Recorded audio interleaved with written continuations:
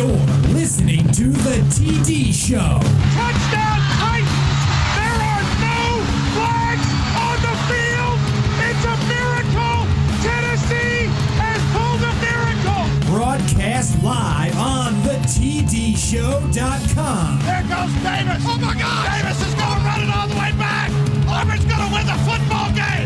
Auburn's going to win the football game! 2 hours of the best sports talk on the planet, or at least out of Edmonton, Kentucky. Batted up. Oh God! Stokely down the sideline! Can he catch him? Stokely!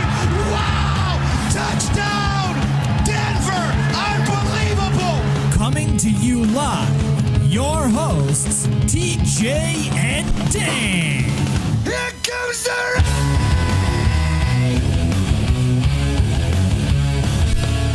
Welcome back to the TD Show. Today on the program we go 3 hours.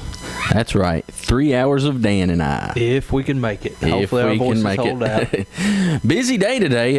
We'll be all over the place. We got college basketball, Daytona 500 recap, MLB, NBA, NFL, and some local sports. Local sports. Little local sports. We'll do a little district recap, and we'll also talk about the news regarding the Greenwood boys basketball coach that came out this week.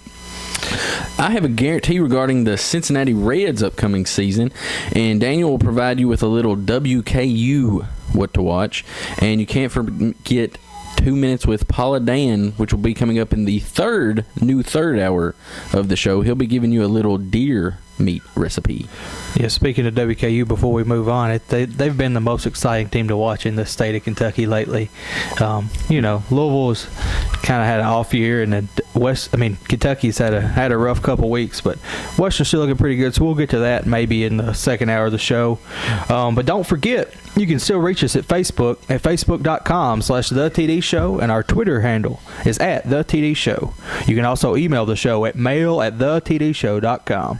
You can listen and watch us live at thetdshow.com on the live feed page, and you can still listen to us on Spreaker.com/user/TDShow or on the Spreaker app for your smartphones and tablets. If you're not able to watch or listen to us in our entirety today, you can listen or watch to the podcast at thetdshow.com podcast page or on Spreaker or on YouTube. Remember, we'll be looking for your comments and questions on our live feed page, Facebook, and Twitter. But what we really want you to do is give us a call this morning. Going to be going 3 hours, so got plenty of opportunity to get up. If you're a late sleeper, you can still get up and catch us. And number to call us is 502-509-3190. That's 502-509-3190.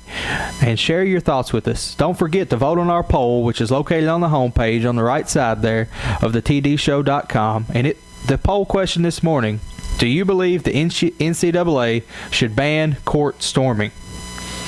And just a reminder that all guests and callers today will be brought to you by Hoover Auto Parts. Hoover Auto Parts are the most reliable auto parts in the industry and are sure to keep you on the road through extreme conditions. But talking about the poll question there, do you believe the NCAA should ban court storming? Let's just go ahead and start there and start with the story, at least this week, that has sparked the discussion. You had New Mexico State and Utah Valley playing the other night, and after the game, the fans stormed the field, and it started with two players kind of getting in each other's faces. Yeah, Ross for New Mexico State, and then Utah Valley, the coach's son, and I can't remember his name. Right. And the general consensus is, had the students not stormed the court, then coaches or other teammates would have been able to get in between those two players. They would have took them to the locker room, and that would have been the end of it. You wouldn't have had a real fight. Yeah, what happened was Ross got the ball. There's like a second left, and they were down 6. And instead of attempting to make a shot, he threw the ball as hard as he could at the closest Utah Valley State player.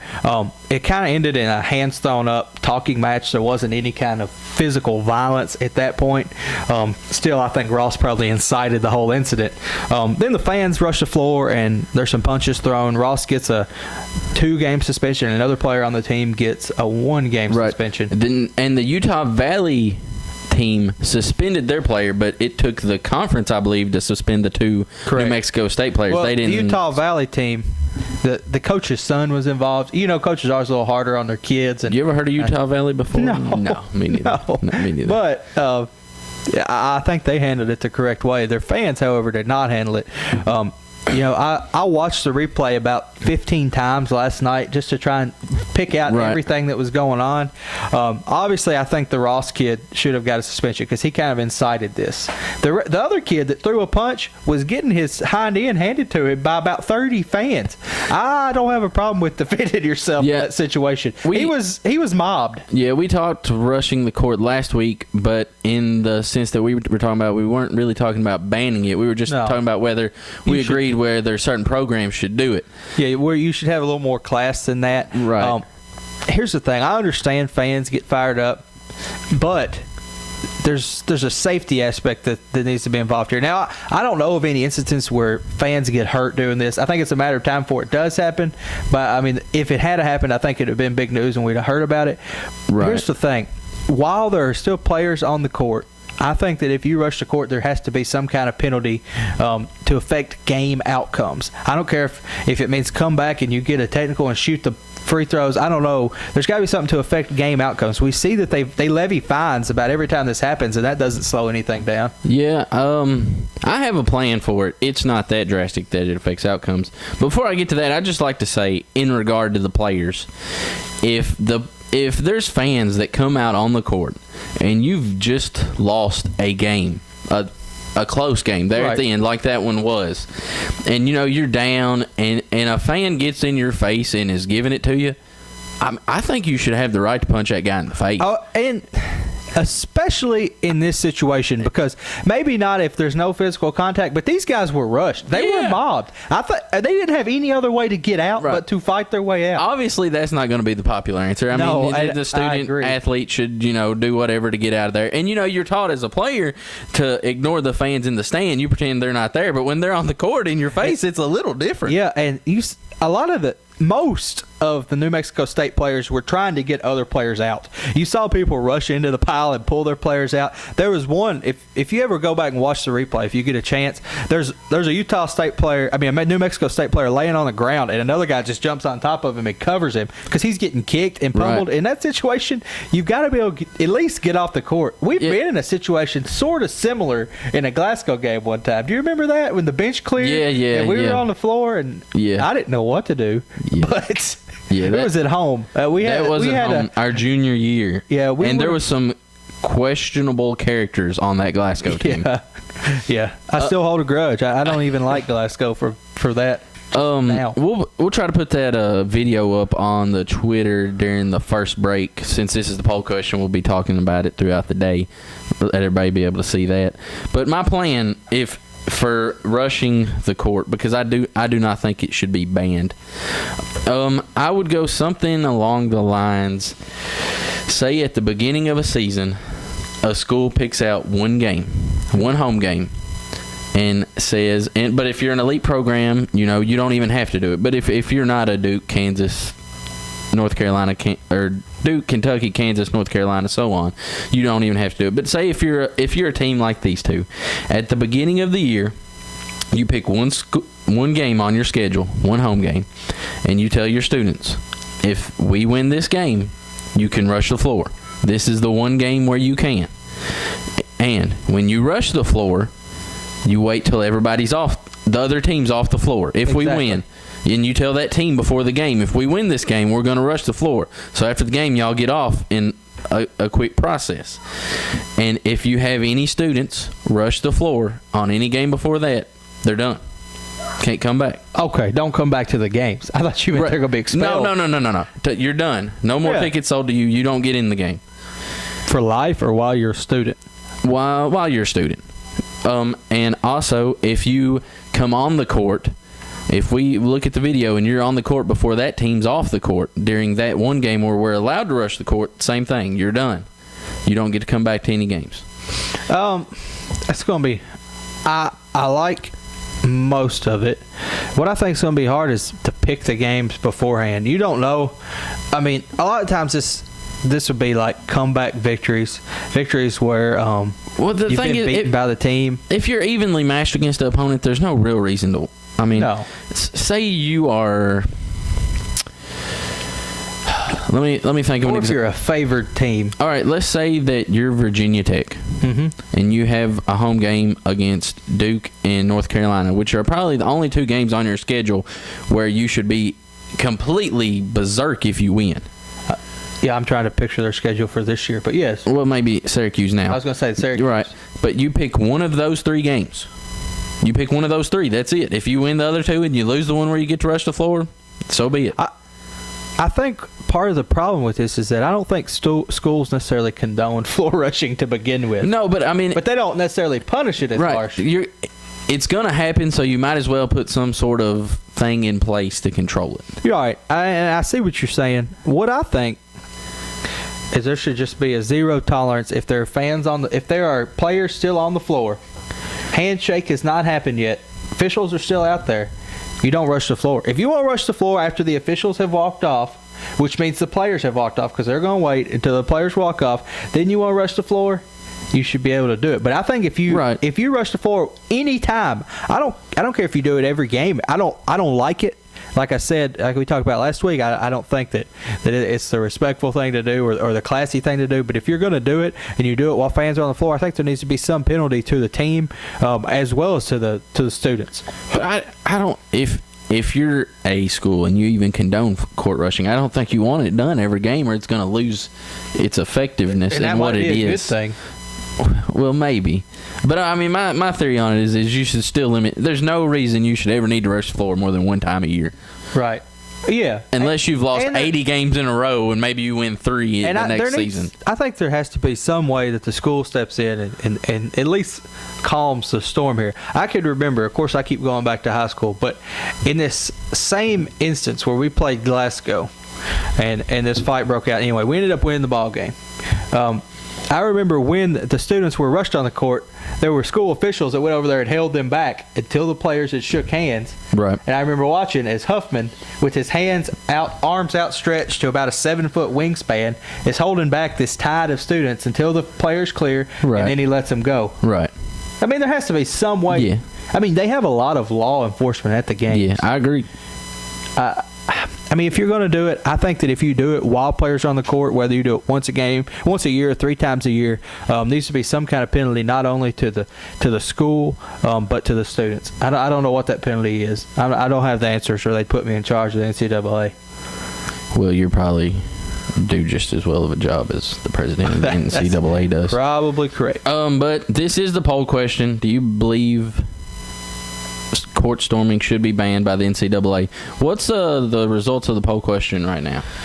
Let's see what we've got on the poll question this morning. It looks like 75% no, 25 yes. So most people think you should not ban court storming. Right. So I voted yes. Well, I voted no. But give us your thoughts this morning via Twitter or Facebook or via the comment box there below the live feed on our website, or give us a call at 502-509-3190. I do not believe that we've had a female caller in the short history of this show. Not that I'm aware of. It'd be nice to get a female perspective if we could get our first female caller today. Maybe get a female caller in here. But staying with college basketball, we'll talk about the court storming issue throughout the day. But staying with college basketball, talking about this past week that has been, Kansas wins its 10th straight Big 12 title. Now, I did not know this until after the game. I saw Jay Billis tweeted out after the game. Only 5 teams in history have won 10 consecutive regular season conference titles. Correct. UCLA, UConn, UNLV, Gonzaga, and now Kansas. Even more impressive about this, Kansas has won 3 of those 10 without a single starter from the prior season. And what I think is most impressive about this, if you look at Gonzaga and UCLA, right, the conferences that they were winning it in were a lot less hardy than the conference that Kansas. UConn's is pretty impressive. Pretty good, yeah. But UConn had that run there in the 90s, in the early 2000s, where they were pretty impressive. Honestly, there's one team that I'm surprised isn't on this list, though. Who's that? Kentucky. Right, and they've won the most conference titles of any team. But I would have figured at some point along the line they would have won 10 straight. Right. Yeah. I was trying to put together a time when they would have done it, and I think if they had gotten close, it would have been in the 50s through the early 60s Right. and the end of the Rupp, beginning of Coach Hall era. But I think every time a new coach takes over at Kentucky, there's generally a little lag. Yeah. No matter how great they end up being, like Coach Hall and then the lag to, I mean, Coach Rupp and the lag to Coach Hall, there's a few dead years there in the middle. So and then you would think in the 80s to the early 90s, but then as Patino came in, he missed the tournament with the NIT his first year. So I can't put a 10 years plan together. I know, but when you think of the top 4 teams, Duke, North Carolina, Kansas, Kentucky, you would have thought Kansas and Kentucky would have probably done Right, it. Duke and North Carolina, because I bet together they've won 10 in a row. Oh, yeah. Together yeah. they've probably won 15 in a row. Right, but when you're playing against each other every year, it's Right. hard to do. To continue something that happened last Saturday, after we went off there that night, Duke-Syracuse. Yes. Game just as good as the game, the game in before, Syracuse. that's correct. And had the end of the game not ended like it had, the talk would have been how good of a game it was, just like the first meeting of the year, and how this is going to be a continued rivalry like it was the first game of the year. That said, we have I'm not going to call it a blown call, because I can't say 100% it was a charge or it was a block. I don't think it was anything. Right. This is what, I watched this replay as well about 10 times last night. Slowed it down, paused it, slowed it down, paused it, slowed it down, paused it. Both of them, as he's setting his feet, the Duke player setting his feet, the Syracuse player is leaving his feet. It's almost, he was set when they collided, but he was not set when they jumped. I disagree. He was set when he left.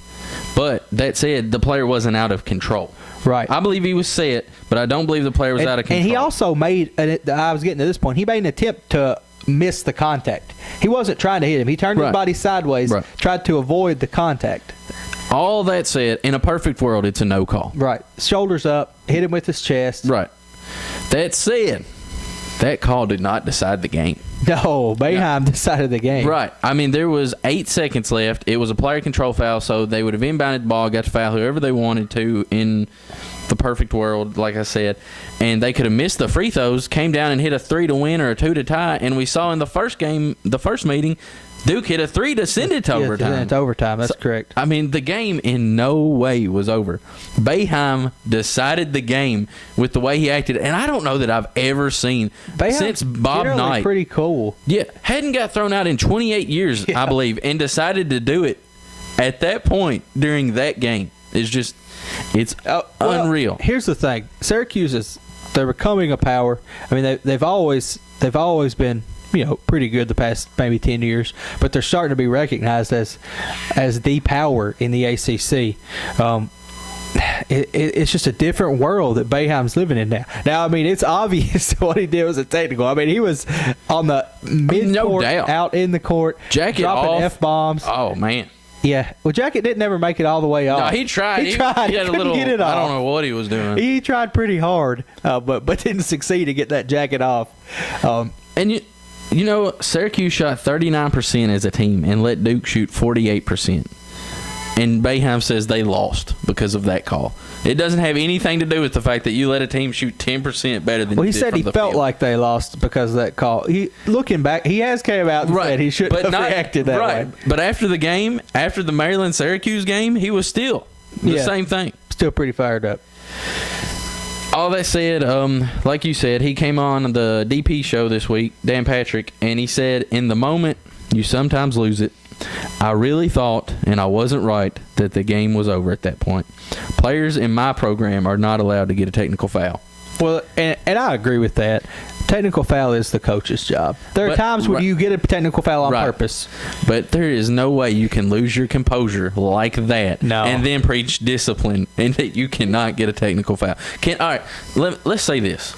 Can you imagine that it wasn't Boeheim that got the technical foul? It was C.J. Fair, as soon as the play was over, reacting the same way that Boeheim did. The story the next day isn't whether that call was a block or charge. The story is C.J. Fair losing his mind. Right. And that being said, Well, if CJ Fair gets ejected, of course he's going to have to miss the game. That's going to be a lot, I think, more detrimental to the team. That said, CJ Fair had a lot more composure, and even asked after the game, he said, "Did you think that him getting the technical decided the game?" And he said, "Well, we still had a chance up until that point." I heard that. And then even Boeheim is really somebody I've had a lot of respect for. He helps Coach K coach the USA team. I hate his zone. I hate somebody that relentlessly plays his zone. But as a person, he's always seemed like a pretty good guy. But even after the Syracuse, he said, even after the Duke game, he said, he said the ACC as a whole must have something against him because they played Maryland in 2 nights, and Maryland didn't play that night. So it just wasn't that call. It was the whole ACC going out against him. You were on that wagon there for a little bit on Facebook. You said that it's rigged. That was humor. I was predicting what the rest he was going to say. Right. Okay. And even after the Syracuse-Maryland game, it ends on almost an exact same play. Yeah. And it's a no call. And then ask after the game, did you think that was a bad call? And he's like, no, that's the right call. There's no way they could have called that after the terrible officiating we had Saturday night against Duke. So, I just thought that he acted with the least amount of composure that he could have Saturday through Monday. That being said, at Syracuse, do you think that call gets made the same way? Here's the thing. Here's what I have to say. After that game, everybody wanted to say that call was made because it was at Duke. I think if that is at any other gym in the country, that the story isn't even the call. Nobody even reacts to the call. Right. They just react to Boeheim. Right. Because it was at Duke, the call was the issue. Right. Well, Duke is kind of a notorious place for home field advantage. Home court advantage, I suppose. Duke takes more charges home or away than any team in the country. Right. It doesn't have anything to do with where they play. I'm not blaming It's just the way they play defense. Saying, referees are human, and they do. I can imagine that if I was in Cameron and I had a close, controversial call at the end, that I would be a little swayed.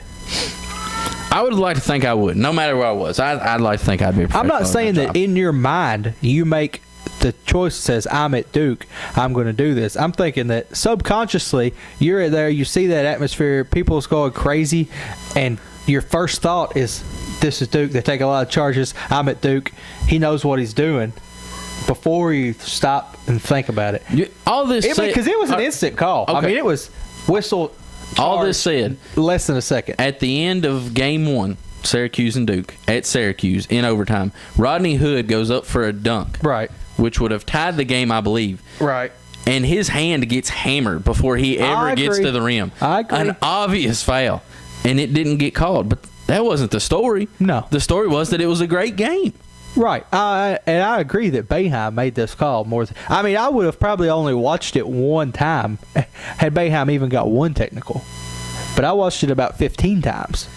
And had he just ripped the jacket off and yelled, he probably would have just got the one technical. But, walking to half court, that'll get you the other one. It was more like a hop to half court. It wasn't even a walk. It was a tantrum. It was full-fledged tantrum. It was bad. Pretty bad. That's... Do you think it will be awkward when Boeheim and Coach K get together for the USA team again? Do you think? Nah. I think they understand. Heat of the moment. He got fired up. He normally doesn't lose. It's cool. He's kept it bottled up for 40 years. You know how much I respect Coach K, and I was even kind of disappointed in him after the game, because after the game he came out in his press conference and said, something along the lines of, I'm proud of Boeheim for how he reacted, showing enthusiasm for his team, blah, blah, blah. Well, it's his boy. Yeah, it is, but that doesn't mean that you have to lie. Because in his heart of heart, he didn't think that was the right thing to do. Well, he could have no commented, I guess. Yeah. That's probably what I'd have done. And he's his boss when it comes to the USA team anyways. So, that's it. But we still got a lot of college basketball talk left. We'll carry that over into the next segment of the show. We'll talk about UK getting swept by Arkansas this year. We'll go what to watch with WKU. Daniel has a little bubble watch for us, who's in, who's out, what they need to do to get in. We'll talk about the games today. A lot of interesting games. LSU, Florida, Syracuse at Virginia, who's been a real surprise this year in the ACC. Kansas at Oklahoma State, a team on the rebound, trying to get solid position into the tournament. Be sure to refresh your browser when we come back. So if you're listening to us on Spreaker or on the live feed page. We'll be back in 5 minutes, right at 9:30. So stick with us and refresh your browsers.